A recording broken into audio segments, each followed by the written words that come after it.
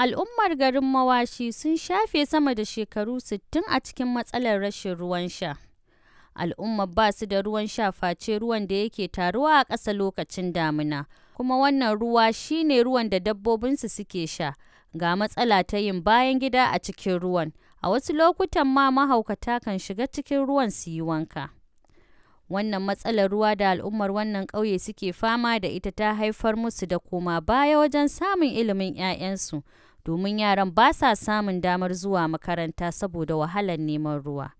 Wani mazaunin garin mai suna Kabiru Musa Shehu ya shaida wa gidan talabijin na Arewa Explorer yadda suke shan wahala akan samun ruwan sha.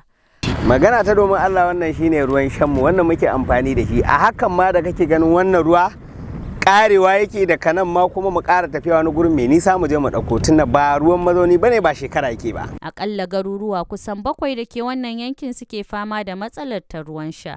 Da yankunan da muke amfani da shi da yawa, akwai mawashin butun, mawashin dutse, nan kan mawashi cikin gari, can mawashi dan killi, abin da ya kai har nan kwanar garku, ga su can da kanan ma ga wasu barukan can su ma shi suke yi ba. Wallahi wannan duk mun riga mun sani, kawai dai kaddara da ba yadda zamu yi, ba wanda zamu sha sai wannan. A yanzu hakan nan wannan yaran ma da suka zo ibar ruwa ka gansu, ina gaya musu cewar wallahi kwanaki mahaukaciya na gani a nan ta shiga ruwan, mu muke sha, dabbobi su sha da sauransu, kuma a hakan ba a fasa ba haya fitsari haka a faka a yi, muna gani abin yana ciran mu. Kabiru Musa Shehu ya bayyana mana cewa sun yi bakin ƙoƙarinsu na ganin cewa gwamnatin ta magance musu matsalar ta ruwan, amma abin ya ci tura. An jajje amma ba a taɓa zuwa da yawa wanda gwamnati za ta ga adadin yawan mu da a ƙungiyance ko da sunan wata ƙungiya mu je a taimaka mana ba. Sai dai a je tsirari a mashin mutum 2 mutum 3, amma mu dai muna fata da Allah zai sa gwamnatin ta taimaka mana, muna buƙatar haka.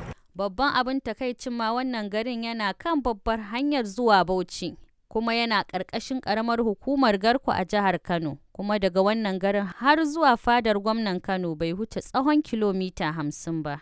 Shin, me yasa gwamnatin Kano ba ta lura da matsalolin al'ummar yankunan karkara, ta fi mayar da hankali wajen raya cikin birni?